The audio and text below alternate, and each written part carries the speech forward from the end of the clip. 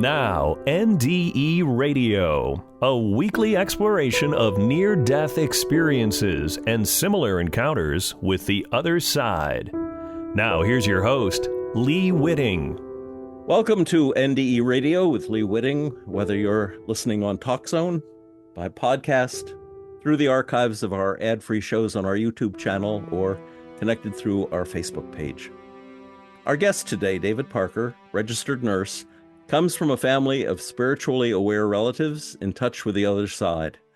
For example, as a child, David and his grandma used to sit on their front porch from time to time and watch the spirits of Civil War soldiers march past their house, heading down the road toward a home they must never have reached. So when David had his NDE at age 5, it was accepted as real by his family. David's abilities often made his life more complicated, however, even as his gifts facilitated his helping his patients in ways most nurses couldn't comprehend. The comfort he has provided the sick and dying over the years, he worked in trauma, in the ER, in hospice, with dying AIDS patients and with dying elderly, has made him like the Good Samaritan Jesus spoke of so highly, but 1,000 times over. David Parker, welcome to NDE Radio. Well, hello. Thank you for having me on. Well, it's wonderful to have you, and I'm so looking forward to this conversation. David, tell us about the spiritual curiosity of your parents and your grandma. Yeah, I was raised by my grandmother when I was a small kid. My parents were still in college, so it was so much easier just to kind of have me, kind of out of the way there for a bit. We lived on a small farm in southern Ohio. We had no indoor plumbing. We had a well in the backyard. If you had to go to the restroom, you had to go out the back door, across the yard, and down a hill. We had an outhouse. And we had a garden, and we used to have to bury cabbages under the house, wrap it in tar paper, and bury it under the house so we'd have vegetable in the winter. And what a marvelous experience it was being there. We had chickens in the yard and corn on either side of the house growing, and the neighbors had a pasture with dairy cattle across the road. It was just a wonderful place to grow up. That story about you and your grandmother sitting on the porch. Tell us a little about that. That should give the audience an insight into where your grandmother was. Sure. It was interesting because almost every single time she knew when they were coming, and I'd be doing something and she's saying they're coming, get ready, go get on the porch, and my grandmother would run in and comb her hair and put her teeth in and put some lipstick on and try to make herself look presentable. She goes, hurry up, they're coming. And we had a little swing on the front porch, and we'd sit there. And pretty soon we would hear, people mumbling, people walking and kind of kicking up rocks in the gravel road. And down the hill from our house came about 30 or so Civil War soldiers. And they were Union soldiers. They were all in uniforms, dirty, soiled, torn, shot up. Some had guns, some didn't. Most didn't. Young boys, like, oh my God, they look like middle teenagers, maybe up to 20. And they'd come in groups, 3 or 4 in some groups. Some were solitary, some were, 4 or 5. And now and then they'd talk amongst themselves, but generally they just looked down the road. They walked in front of our house, and we had a little creek at the bottom of the hill, and then behind the barn, they'd go up over the next hill and disappear. And they were absolutely 100% solid. They didn't look ghostly at all. I was just a child. And very often I'd run up to the road and try to talk to them. It's, we got some peanut butter. You want to come in, have a sandwich? You want to play? We had a TV, and we got one channel. You want to come watch TV? I wanted playmates, and that's what I thought they were, but they never once responded to me. They never turned their heads toward me. My grandmother didn't say anything. She just sat on the porch and let me run up and talk to them, but they totally ignored me. And being so close to them, I was just a couple feet away from them. I could see their faces so clearly, and the toes of their boots was curled up where they had been wet and dried out, and I could see the tears in their uniforms and the soiling, and it was so solid. I had no idea at the time that they weren't human, that they were not physical beings. Right. Were they always the same people? Yes. It was the same ones again and again and again. And some of them, I mean, if I could draw every bit of their faces and hear the tones of their voices, and just beautiful children. Now that I'm old, they're children. And they would, finally just walk out of sight over the next hill.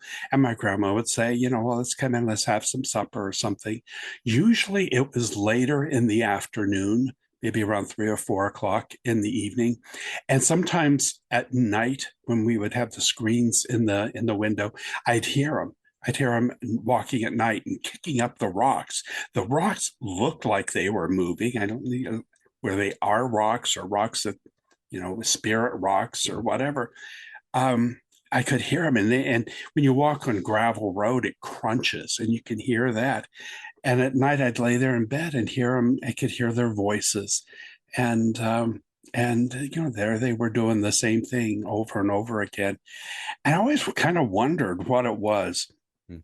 I probably saw this at least 50 times. And years later, decades later, I happened to be watching a documentary on the Civil War.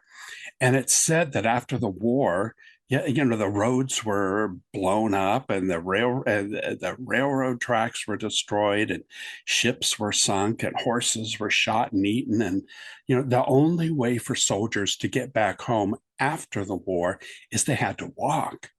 They had to walk hundreds of miles or maybe, 1,000 miles or whatever.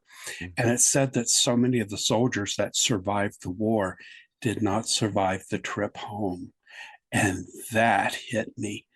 I wonder if these boys were, trying to get home. Yeah. Still, I mean, it was this was going on in the late 1950s. So it was just, the war hadn't been over 100 years ago at that time. So I wonder if for a century they're still trying to get home. What do you think? Well, I think that probably they didn't make it myself, and they're just trying to make it home over and over again. Did you ever ask your grandmother what she thought about it? No, it's just kind of like, it's just normal for us. Our whole family was seeing these things. My mom did, my dad did. It was just normal for us to see these things. Down the road and over a hill, it was too far for us to walk, but when we could get a ride, my grandmother would want me to go with her and help clean up some graves at the local cemetery, especially her husband, my grandmother's husband, my grandfather. And there were certain graves where sometimes I would go, especially this one guy in particular. I remember he died in 1920 from his headstone. I don't remember his name, but very often I would see him laying on top of the grave. And I kept telling my grandma, there's this dead man back here, because he looks so solid. And I took her back. She thought, well, maybe somebody fell and needs help. And she saw the outline. I saw him absolutely, positively 100% solid. And she says, oh, that's so-and-so. He died a long time ago. And then just walked away.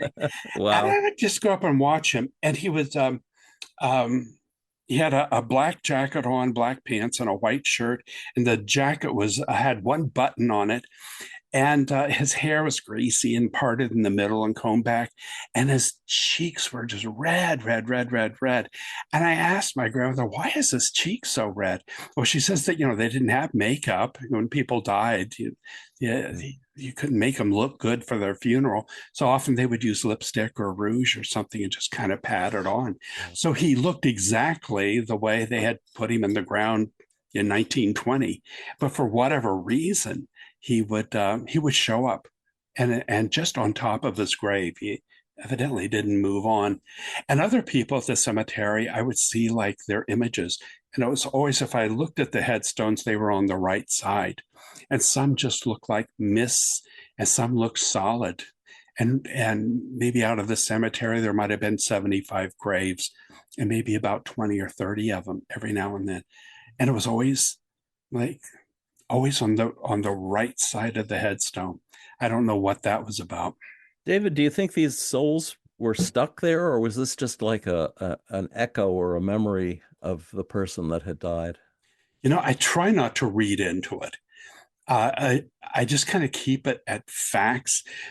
Sometimes I go by feeling. So I really feel things. I can feel, as a nurse, I was able to feel what my patients were going to need before I even got to work. I just felt so in tune with them. And some of these things that I saw by the headstones, I could feel like a loving, wonderful person. And why they were there, I don't know. My guess might have been from their religious upbringing that they're waiting for a resurrection or something. I don't know if that's true or not. I don't know why they're stuck near the body, because so many, especially like in hospice, we would have some of the people maybe hang around a little bit after they died, but eventually they kind of moved on, it seemed.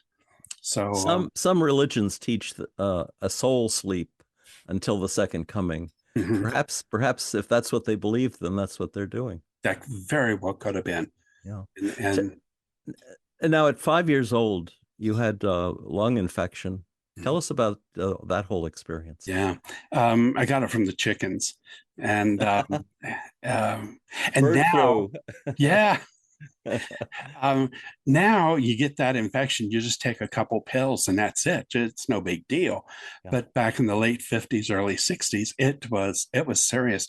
I was in and out of a children's hospital for a year and a half, and totally scarred up my lungs with this fungal infection. And one time I was there, and something went amiss. The nurses, the doctors, everything were running into my bed. And back then they made oxygen tents. And so the bed was covered with plastic and they would just fill the tent full of oxygen. Now they got the little prongs you put in your nose. So I was like sealed away in plastic, sometimes for weeks on end while I was getting treatment. Something went wrong. And they were working on me. And I remember clear as a day, I'm sitting on bed, and at first it was very painful, and then the pain stopped. And I just kind of swung my legs around the bed and got up and walked away. And I walked right through everybody. And I remember thinking, well, this is kind of cool. And they're working on something in the bed, which was, my physical body. And I'm just walking out the door of the room and go down the hallway. It was a big hospital, a big old hospital, and had tall ceilings and wide hallways. And there was, people walking by and somebody pushing patients in wheelchairs, and no one was looking at me. And in the middle of the hallway was like this huge ball of people, but they were like pen and ink drawings. They had like black outlines of people, but the inside was like a luminescent, like a light pearlescent, luminous, glowing, slightly glowing form of their bodies. It was obviously men and women. Their faces, their hands, their legs, their rear ends, their feet, all swirling in a huge ball. And sometimes as a kid, we'd see like a ball of snakes on the farm and be maybe 10 or 20 snakes all swirling around. And I don't know what snakes do when they do that. This is what these things looked like. It was like a sphere of souls. And it was plain as day, and they looked solid. But it was like people with no bones, because they could twist in a way that someone with a bone couldn't. And they, like a face and a hand would come out of the ball, and it would go around somebody else's leg and then dive back down into the ball, and feet and hand and rear ends. and their faces would come out, and the face would stretch back abnormally, and the mouth would be so wide, looking as if it was screaming. It looked miserable, but I didn't feel any misery from it. It was like they were crowded together. There was no space between any of them. I'm going to guess there were a couple hundred easily of these souls, and just swirl or whatever they were. I don't want to read into it, beings, intelligence, whatever it was, and just going in and out and around and down in a perfectly round sphere. And physical people like the nurses and the doctors and things were walking right through it. They didn't see it at all. And I just stood there staring at this. It's like, this is fascinating. What's going on? And then up to my left side comes this little girl who did see me. And she said, "Hey, would you like to go play?" And it's like, well, sure. I was probably about 5 years old. Who wouldn't want to go play? So we go outside, and it was a beautiful, bright day. It wasn't hot. It wasn't cold. There were other children playing. It was a playground. And there was this pole with these like rope things hanging down. She goes, "Let's play on this." And there was a little hook on the end of the rope, and then she would grab hers, and we would run around in a circle.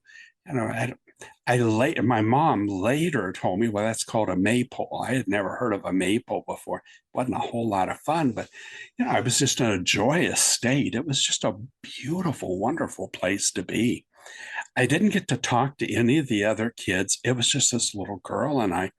And then we had after playing on the maypole, there were teeter-totters, there were some swings.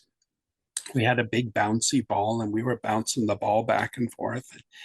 And she came up to me and after we stopped playing with the ball and said, "You can play here a little bit longer, but you can't stay here." And I said, "Well, why not? I'm having a blast. This is a great time. I'm having a great time." And she told me, she says, "My name's Penny." She was like very dark complected. She had like a golden reddish brown hair, very thick. And it was in a ponytail, a very thick ponytail, went clear down her back. And then she would giggle with me, and then we'd go play a little bit more. And finally, I started going back to my room. And as I was leaving her, and she says, tell my mom I love her." And I said, sure, I'll do that. I just kind of know I needed to leave. And I was walking, and I was back in bed. And the nurses and the doctors were still around me, but whatever they had done, they had completed. They were starting to leave. And I don't know what went on. I don't remember. I can't remember if my mom told me or not. But evidently I made it. And we had this nurse that always took care of me on nights. And she was a Black nurse, and I always liked her. And my mom would, chat with her a lot. And I instinctively knew that was Penny's mother. And so I think it was that night or the next night or something, that nurse was on, and she was taking care of me. And I said, I was playing with Penny. And she told me to tell you that she loved you. And I described her, and the skin color and the pinafore that she was wearing. I could describe the pinafore she was wearing and her hair. And ends up, her daughter Penny had been ice skating and broke through the ice and was washed away. And it was a long time later that they finally found her body. And I gave this nurse, her last message from her daughter. I didn't realize it. And she quit. She didn't even finish the shift. It freaked her out so much she never did come back. And I'm hoping, that the message actually, maybe broke some chains that might have been binding her. And I hope it was a wonderful, loving experience down the road.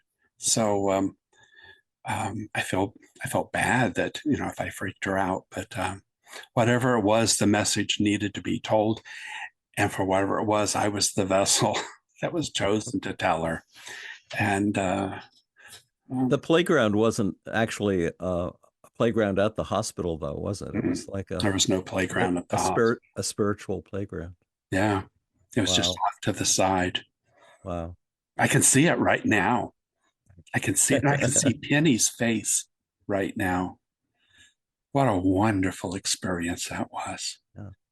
Now for a less wonderful experience, I guess your mom liked to check out different religions, and she decided to take you to the Jim Jones church, Reverend Jim Jones. Yes. Later of Jonestown fame, if you can call it fame. I sat on his lap. Yikes. Christmas at his house. My mom took me into to everything. And it's a wonder I got through school, because if, some psychic or some, whatever was coming through. I am in Ohio, it's not noted to be a mecca for spirituality. So when something came through, we went, she loaded me up in the station wagon and off we went. So I got to meet and see so many different people. But Jim Jones at the time had a church in Indiana, and we had family that went to Jones's church. So that's how I ended up going over there. It was a drive, but we went over for about 3 years. And then finally he closed the church and went to California. But I liked him. I loved going to the church. It was so fun. There was a lot of kids, and they fed us such great food, and we did little plays, and we sang, and it was absolutely wonderful, for as a child. I mean, I don't know what else went on there, but I did have some weird things going on with Jim. Is after Sunday school, and then we would attend like the church session with, the adults. I'd sit next to my mom, and I would see Jim up there. My mom called him Jim, so I called him Jim, and he would be speaking. And at times I would see it looked like he had big bug eyes, like this big, like this. And it was total blackness, almost like a smoke. We had a coal stove, so I'd see a lot of coal dust. It was like coal dust black, maybe a little bit of a reflection in it. And it would be over his eyes. And I'd say to my mom, "What's going on with Jim's eyes?" And she would say, "Well, what do you mean his eyes look fine?"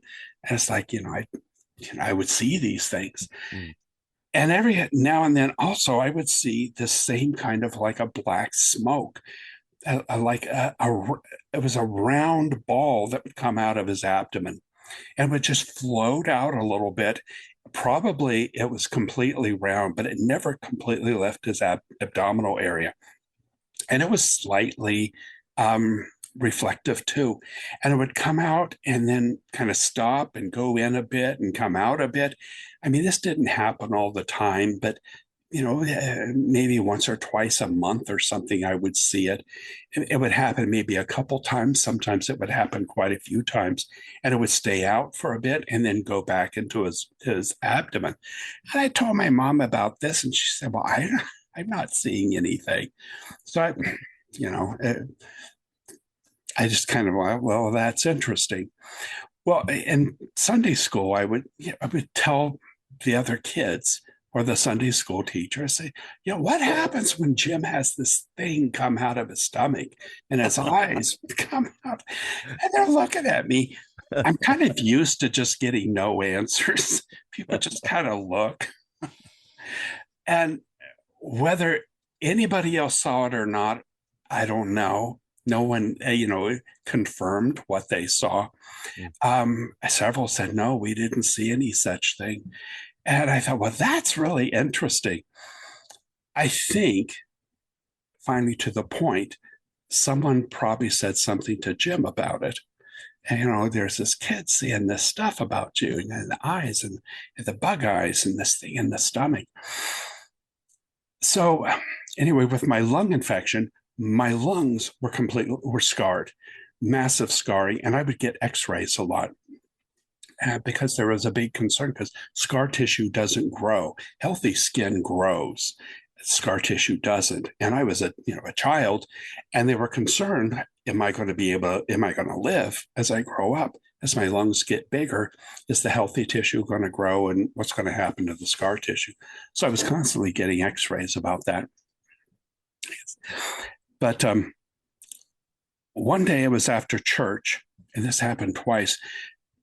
Someone came up behind me and put their arms over my shoulders and down my sides and pulled me right against their front, their waist area, and pulled me tight. And I noticed people kind of stopping around me in the church and looking. And I look up and I see it's Jim, and he's looking down at me, and he nods his head a few times, nodding his head like to look down. And so my back is right next to his front, and it wasn't anything sexual at all went on. And because I was a kid, the abdomen area and where I would see this black ball of mist come out of, it extended completely through me from my chest area. And I looked down, and here was this black, I couldn't even see my body because it was covered by this black, slightly shiny, like coal dust mist. And I just looked down, and there it was. And I knew this is the same stuff that comes out of his abdomen. And now he's like purposely making sure that this mist is going through my back and going completely through me and coming out my front. I wasn't scared at all. I felt no fear. I didn't feel any danger. It was just kind of like, oh, okay. And this lasted maybe a minute, maybe 2 minutes. And then he released me, and the black thing just disappeared through me and probably went back into him. And he let me go, and he went along shaking everybody's hands. Happened twice. I think it was 2 weeks in a row, or there might have been a break in between, like a Sunday and then 2 Sundays later. Mm-hmm. And whatever that was, I don't know. I didn't feel any different. I told my mom, she had me open my shirt. She didn't see anything. There was no stain. I didn't have any difficulties breathing. I wasn't running a temperature. There was no symptoms whatsoever. My mom believes me because she knows we all see things in our family. She didn't know what it was. And, so we went along our way. Something happened shortly after that in church that totally freaked my mom out. And I was on the floor. I think I was reading a book, and she grabbed me. She goes, "We're getting out of here. We're getting out of here." And she had been near Jim, and she never told me what it was. We got in the car, we went off, and we never went back. And I wondered, I wish I would have asked. I wondered if finally she saw the thing with the eyes, or the thing coming out of his abdomen. So anyway, years later, as I grow up and they're taking x-rays, they just stopped taking x-rays. And I found out that all the scar tissue in my lungs from the fungal infection that I had as a child was gone. Every single bit of it was gone. And there's no reason for scar tissue to just disappear. I didn't grow out of it because I was still a kid. And I found out that no more x-rays are needed. Whatever happened, I wasn't involved in. They probably told my mom, was it a miracle or something like that? I'm just a kid. So they stopped doing the x-rays. And as adults, as an adult, and I've had x-rays before and I've had issues, there's not one bit of scar tissue from all that was in my lungs.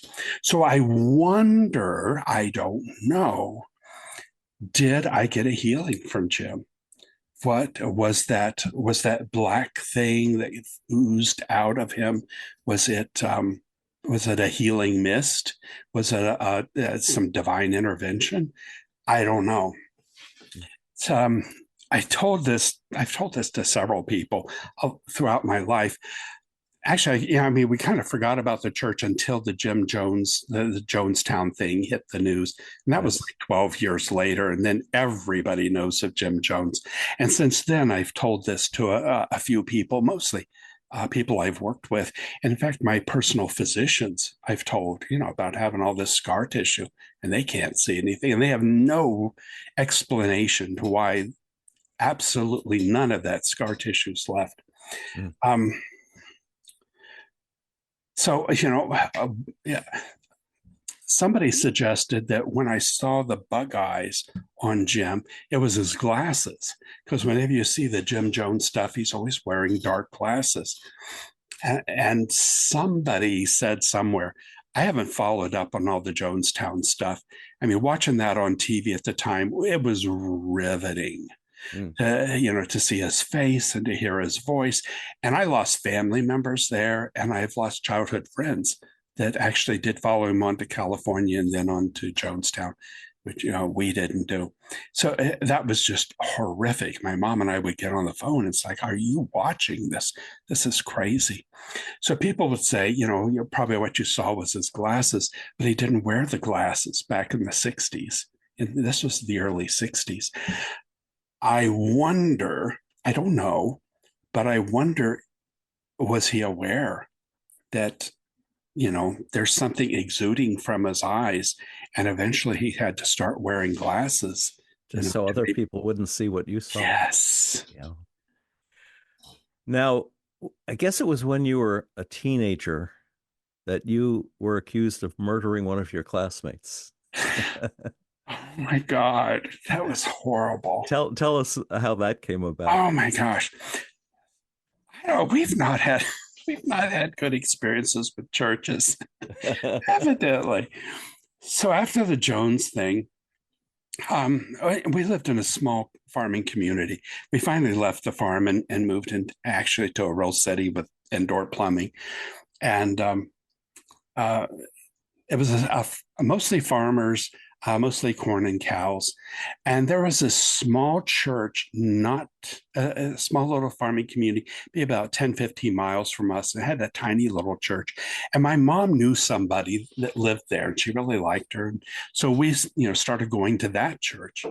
And so it was, a little bit of a drive on a two-way highway. And it was just cows and corn, cows and corn, cows and corn. Every now and then, a little farmhouse, cows and corn. It was just out in the rural part of Ohio. And, it was a cute little church. It was I think it was Methodist or something. And tiny and small. And I made some good friends, really nice people, all farmers. And I had this one friend, his name was Lee. And he was about 16. I was probably about 12 or 13 at this time. I think I was 12, something like around there. And I always look forward to going to church because I'd sit next to Lee and we'd talk and had a good time. Well, one time we were heading to church. It was nice weather. And my dad's driving, mom's in the front seat. I'm in the back seat. And there's not much to look at. It's just, corn, cow, house, more corn. And alongside of the road, there'd be like a 4-foot ditch, and then a little hill, and then it would be the pastures. And the little hill, because we got so much rain, it would keep the rain from running into the road. And as I'm looking ahead, I'm seeing someone standing on this little hill. I wonder, well, who's that? And as we get closer and closer and closer and then pass right by, it's my friend from church. His name was Lee. And my dad, slow down. There's Lee. We just passed Lee standing on the side of the road. And my dad said, well, I didn't see anybody. And my mom, no, I didn't see anybody. So off we just zoomed by. They didn't want to be late for church. It's like, well, what if he needs help? We should help people. We're going to church, you help people. Well, they didn't say anything. So off we went to church. And I go to my Sunday school class. Lee's not there. And then after Sunday school, we joined the rest of the congregation, and Lee's parents are crying, and Lee's not there. And at the end of the service, the minister says, let's say a special prayer for, Lee's parents. And they haven't seen him in a couple days. And I'm thinking, oh my gosh. And my mom looks at me and says, don't say anything. She might get in trouble. But as soon as the service was over, I just zoomed right over to the parents and I said, Lee's standing by the side of the road. My folks drove right by him and wouldn't stop. Well, they're mad. So they come up and jump on my parents and say, why didn't you help our son? And they're saying, well, we didn't see anything, just, Davy saw him. So they said, well, take us back to the spot where you saw him. And I'm thinking, I hope I can find it, because there's no landmarks. It's cows and corn, and that's it. So they get in their car and they follow us back to our town. And as we're driving, there he is now on the other side of the road, because we're going the other direction. And he's standing on that hill, the little levee-like thing. And I'm telling my dad, slow down. There's Lee. Zoom right on by. And I opened the car door. I know it's the only way to get my dad to stop. I said, you passed him. And he said, I don't see anything. And it's like, so I get out of the car and I'm running back to where I'm seeing Lee. Lee's parents pull up behind my parents' car. My parents didn't see him. His parents didn't see him. He was clear as day to me. And he was, his hair was all nice and combed, and he had a white dress shirt on, like that you would have worn to church, a black belt and really nice black slacks and black shoes. And he was standing completely rigid, stiff on the little levee, the little hill, and just staring out at the horizon. He didn't look at me. He didn't look at the car. He didn't look at anything, just staring forward. And so I had to run a bit to get back there.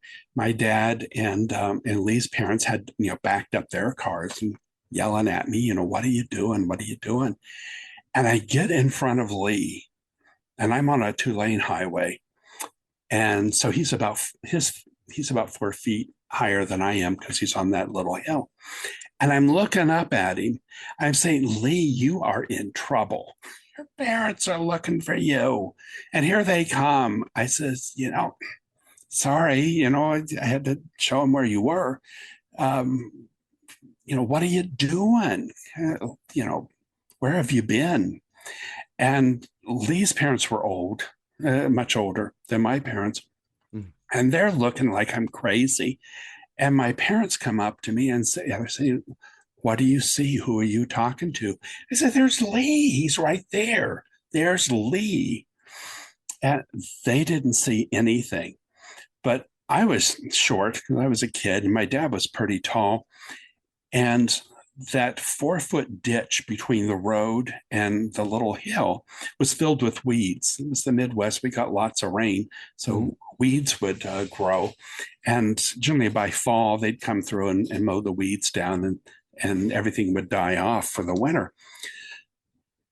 He saw something in the weeds and started getting down in it and was moving the weeds around. And pretty soon he's up to his knees in mud, because that little ditch was full of water, and he's pulling something. And then I see it was like a handle, like a handlebar.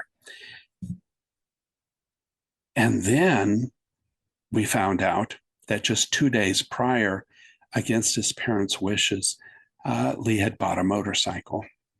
And my dad's pulling and pulling. He's like frantic, pulling. And I couldn't see what he was pulling. It kept moving the weeds around. I saw the handlebar.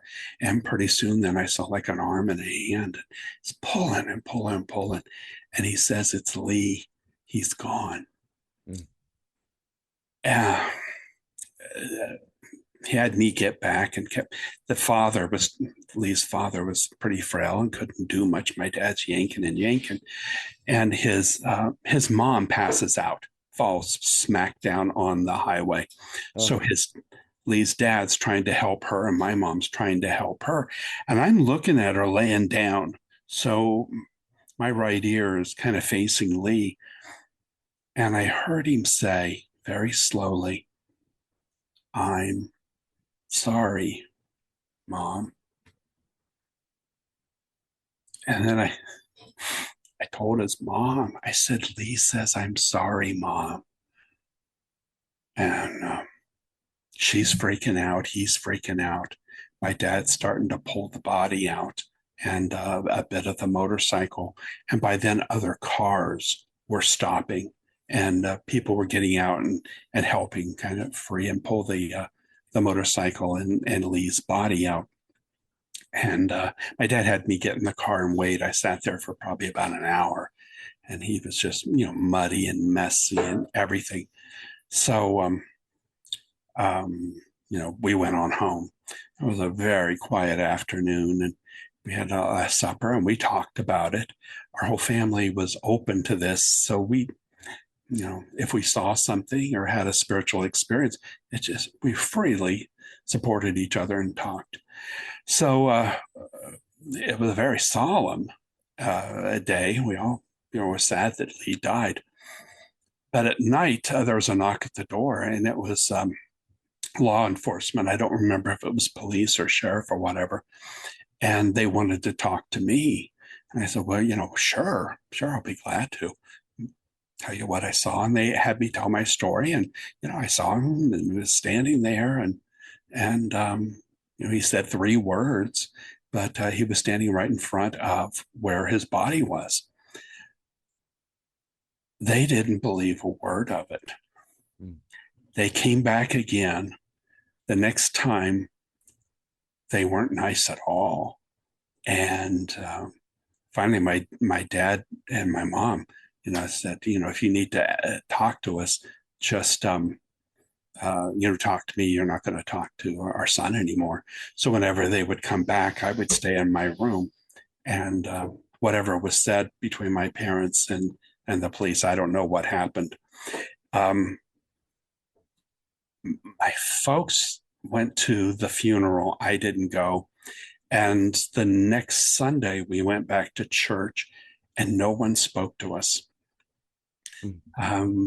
Now and then, I would get really bad looks from Lee's parents scowling at us. And it was very uncomfortable.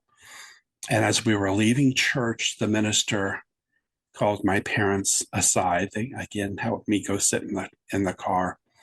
And they had a discussion. And when my parents came back to the car, they said, "This is the last time we're coming to this church." So I don't know if we were asked to leave or what was. They never went into detail, but we never ever went back. Well, farming community people have their own communications. But we lived in 2 different towns, 15 miles apart or something, and went to different schools. All the farm people knew each other. So all through high school, I was punished about what happened to Lee. The kids would slam me up against the lockers or trip me so I'd fall down the stairs and say, "Well, that's for Lee. That's for what you did to our friend Lee. When you're going to come clean about what you did to Lee? Come on, tell the truth, Parker. Come on." I got beat up so much. Some of the kids believed me. I told the same story to everybody. There was nothing to hide. I felt absolutely 100% blessed that I got to see my friend and find his body and give his final message to his mother. Some people thought it was absolutely marvelous. The farming kids did not. And I was absolutely tortured all through high school. And as soon as I graduated, I left the town and never came back. My parents sold the house then. They stayed there for me. I wish we would have, moved earlier. And then they got out of there too. None of us have ever been back to that town. And I graduated in 1973. And I never went to a single high school reunion just because the way they treated me. Why do I want to go back and get cussed out again? But so last August, it was my 50th high school reunion. And I thought, I should go. There's probably not that many people left. And it's been over 50 years. I'm sure everything's going to be forgotten. So I made a plane reservation and and got a hotel, and this will be kind of fun. I'll go back. Plus, I wanted to go back to the farm and see if the soldier boys were still going up and down the road. And a week before the reunion, I get a call, and I'm officially uninvited to my 50th high school reunion because so many people held the thing with Lee against me. Sure, absolutely sure that I murdered him. And that's because that's the only way that would explain how I knew exactly where his body was. They thought I ran him off the road, but I couldn't drive. I was just a kid. I had an old rickety bicycle, and I certainly wouldn't be riding a bike all the way out there. Yeah. So several of the classmates said that they were trying to find some distant relatives of Lee to see if they can get the police to reopen the case. And it's like, oh my God, this is crazy.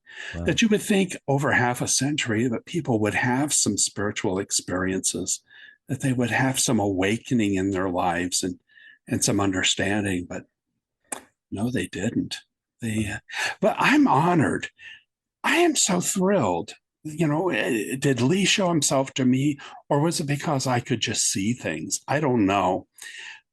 But what a thrill it was to do the last favor I could for my friend. I really liked him. I found his body, so his parents had some answers. I gave his final message to his mother. It was an absolute, of course, I felt bad about Lee, but it was an absolute joy to be able to serve my buddy. And I just carry nothing but warm, loving feelings about Lee sharing his soul with me. And I got to help out my friend. The last favor he got, it was me. That's my David. We haven't even gotten through to your adulthood yet.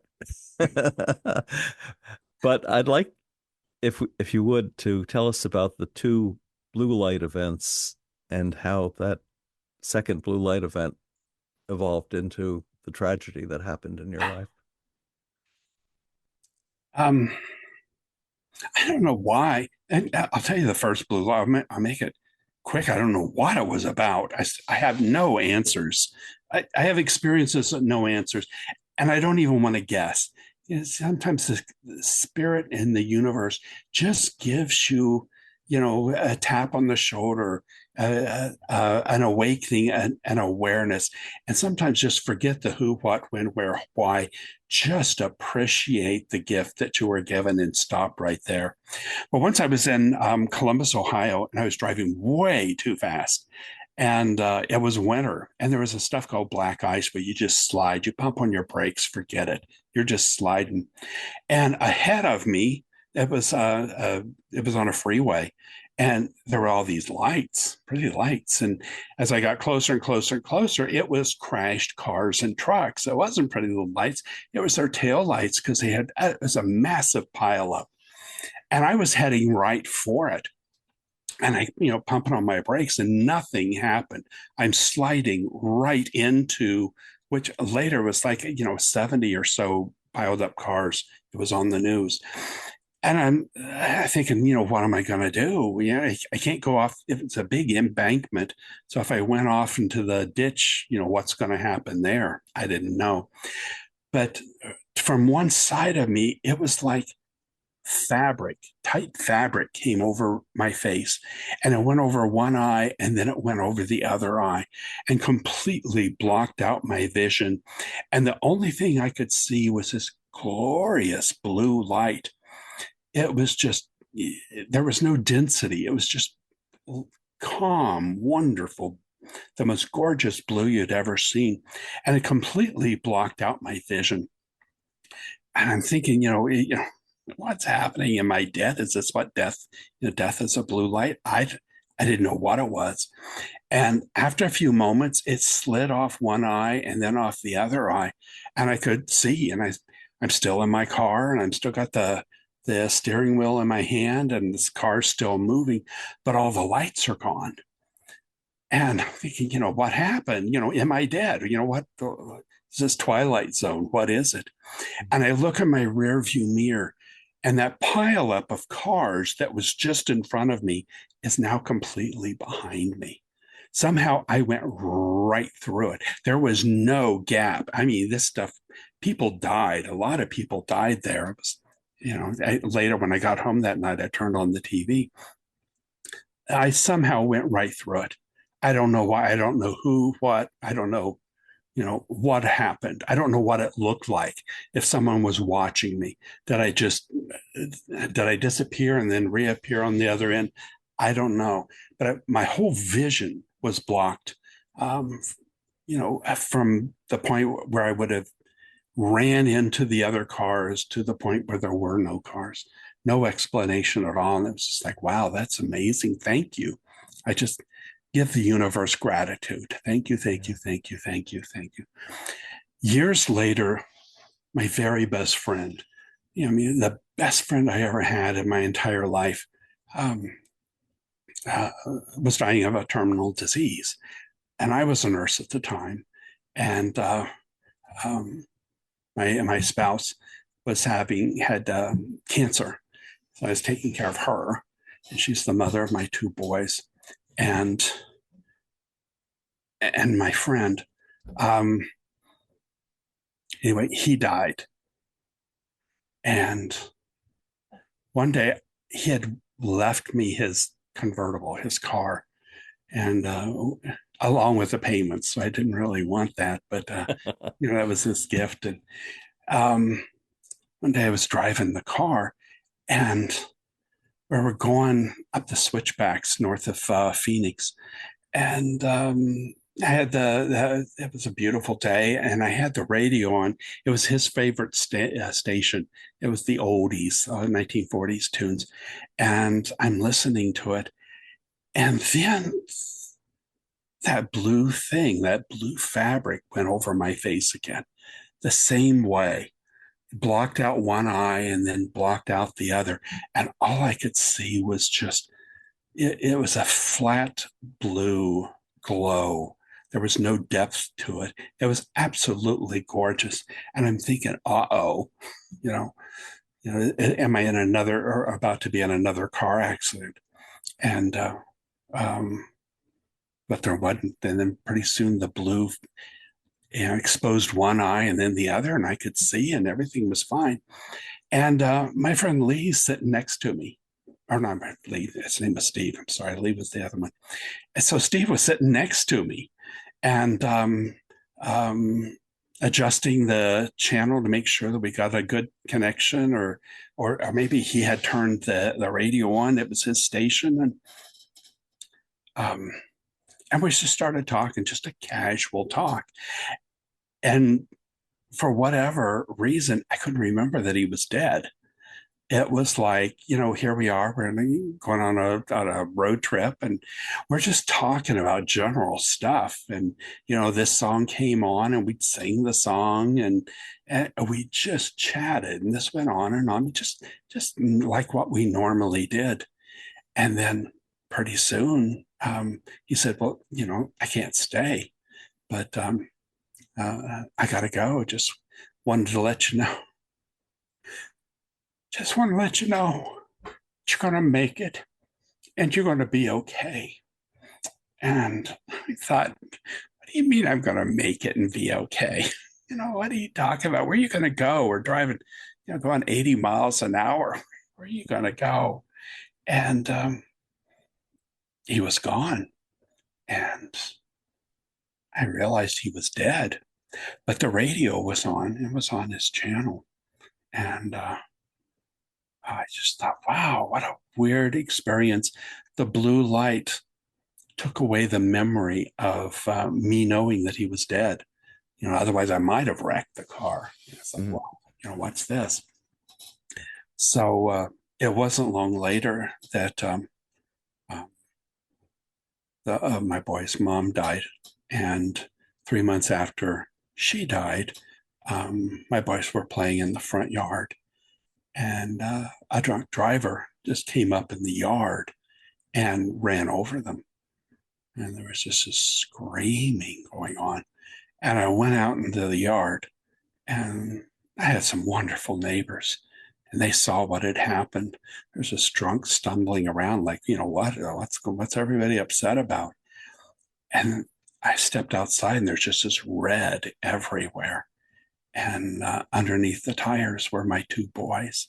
He had run over my 7 and 9-year-old and killed them. And the red everywhere was their blood. And neighbors screaming and coming over, and they were great. They took care of so much stuff. And I'm a nurse, and I just froze. I didn't know what to do. It was like, what is this? What's going on? Why are the boys there? And I just completely was oblivious to the situation. And finally, it sunk in that they're under there, and they're trying to pull them out, but they were stuck under the wheels, and there was no resuscitating them. So I was working as a nurse, and I just couldn't come in. And my boss said, just take as much time as you need. So I just stayed in the house. And I remember looking out the windows every now and then. I would see like people walking their dog and people driving by, going to work and stuff. And I kept thinking, why are you doing this? The whole planet has stopped, because my world stopped. It was bizarre to try to comprehend that other people's lives hadn't. So I had some paint in the house, and I had big picture windows too. And I painted over the picture windows. I painted over every bit of it. And so no light could come in. And I sat in the house for a year. I never left. I ordered pizzas.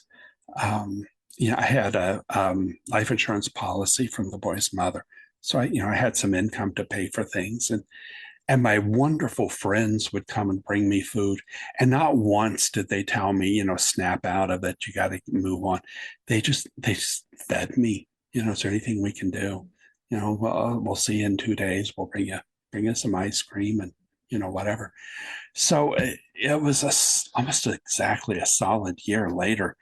I'm sitting in total darkness, and I was watching TV, and in the corner of the room, there was like some sparkling of lights. It looked like diamonds or sparklers. Those little things you set on fire and they, sparkle. And it started like a couple of those, and then it got more and more and more and more. And finally it came to maybe about 2.5, 3 feet wide, maybe about a foot high, a rectangle shape of like thousands of sparkles and thousands of diamonds just going and going and going, just bright. And I thought, oh my God, it's an electrical fire. What am I going to do? I can't leave the house. I'm about ready to call 911 or something. There wasn't a sound. It wasn't like sparks making noise. It was just this bright, gorgeous light, thousands of diamonds. And out of that came 2 voices, and they sounded like educated executives, maybe in their late 20s, 2 distinct voices, but very well educated. And they started telling me off. Who do you think you are holding on to us? We got stuff to do. We have so much important work. What we are doing here is so important to so many people, but we can't get anything done because of you. You. It's all about you. You're holding us back, and it's time for this to stop. We're not tolerating this anymore. We're not going to put up with your attitudes and your behavior. You need to stop right now. You got to let go. We got to move on. This is so important. And as soon as one voice would stop, here would come the other. Yes, you have no idea how much important work we're doing that you're interfering with. And this just has to stop right now. They told me off. It was like being pulled over by a mean cop. They just let me have it. And I knew it was the boys. They died, the year prior, ages 7 and 9. Now they sounded like, 27, 28, 29-year-old very eloquent executives, and just kept berating me. And I'm saying, I'm sorry. I kept saying, I had no idea what was holding you back. I'm your dad. I miss you. I love you. Of course, I'm grieving you. And they didn't stop. You. It's all about you. Well, this has got to stop. And the only nice thing one of them said was, well, we appreciate what you did. And that was it. It went right back into telling me off. And I'm just staring at that bar of diamonds, twinkling diamonds, and they're just yelling.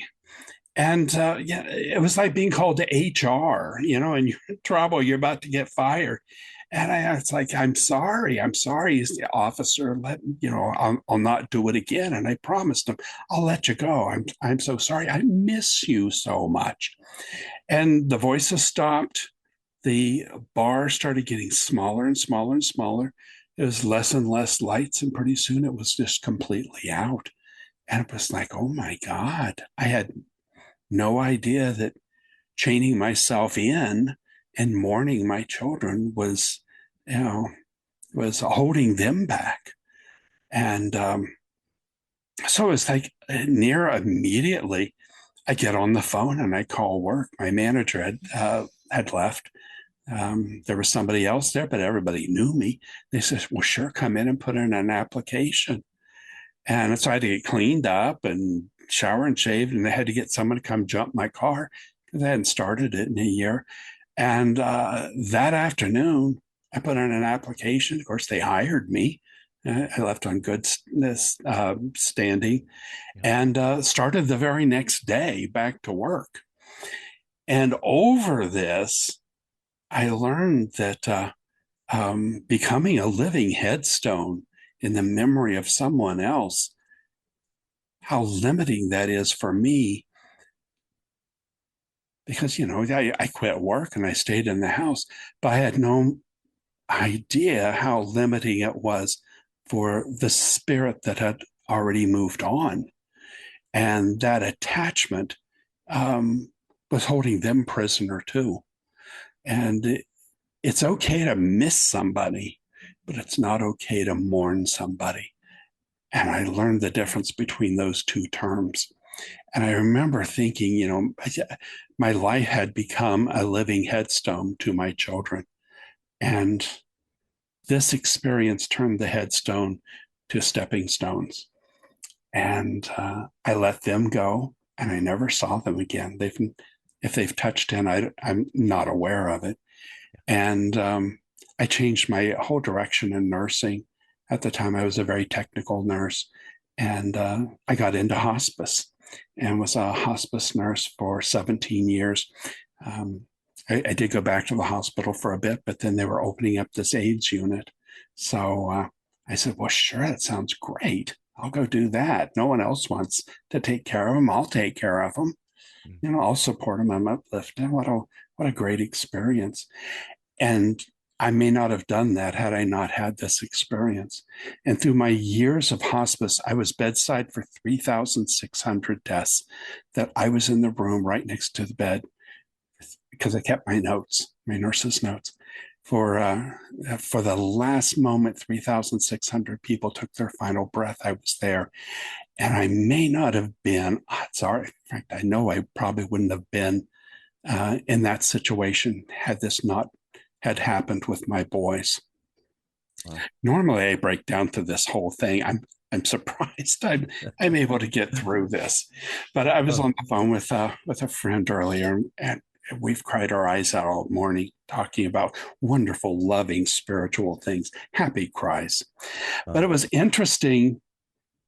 I had thought, with all my spiritual experiences that I had throughout my whole life, with Penny and Lee and so many others that I had, when it hit home like this with my two sons, I mean, half of them is me. Yeah. It was, I thought, more than I could handle. And I withdrew. And I just, now looking back on it, what an important time that was to freeze up. There's power in freezing up. And it's like when you get a scab. I know I'm sorry, I fell recently. I was covered in scabs. Scabs are your body's Band-Aids. They're there temporarily to get you through a bad time while you're healing. And then once you heal, the scab falls off. I mean, scabs are a good thing. Freezing up for a while can be an incredibly good thing. It just gets you out of the way and lets everything else kind of get back into motion, and spirit kind of get a little more involved, and you start, rethinking. You push your reset button in your mind. And so I had to scrape all this paint off and had these little 1-inch razor blades. And then I had like 6-foot picture windows. And it's like, it took months to scrape the paint off. And my friends, I said, well, we'll come over and we'll spend a weekend and we'll help you scrape. And I said, no. I need to scrape this off. This is such a powerful memory to think you're in such a bad position that the light's turned against you, and it doesn't. The light, that spirit, that force of God never turns against you, but you can shut your eyes to it. You can turn your head away from it and not look at it. You can turn your back on it. You could paint over it, but the light is still there. It's there just as much, whether you appreciate it or recognize it or see it or not. And it was my responsibility to remove that paint that I put up, because that's my reminder. I will never turn my back on the light again. I will never pretend it's not there. I will never acknowledge that it's just me in the world, because I know that light, that energy, that spiritual force is constantly there. And what it did take months of scraping and a lot of sore fingers. And I earned every blister I had on my hand from scraping that paint off. What a great reminder that's been. David, in covering your lifetime of spiritual adventures, we've only now come to the beginning of your amazing work with the dying as a hospice nurse. We'll bring listeners the rest of the story on next week's NDE Radio. My thanks to David Parker for part 1 of our 2-part interview concerning his lifetime full of amazing spiritual insights and adventures. Be sure to join us again next Monday to hear more of his remarkable adventures in part 2. If you'd like to hear this show again or any of our more than 500 archived ad-free NDE interviews, go to TalkZone's NDE Radio site and hit the Past Shows button, or go to our YouTube channel, NDE Radio with Lee Witting, where you can subscribe to and comment on the complete NDE Radio library. And be sure to check out our NDE Radio Facebook page. Just search NDE Radio with Lee Witting on your Facebook app. And listen again next Monday, 11 a.m. Eastern at TalkZone, for more with David Parker on NDE Radio. I'm your host, Lee Witting, saying thanks for listening.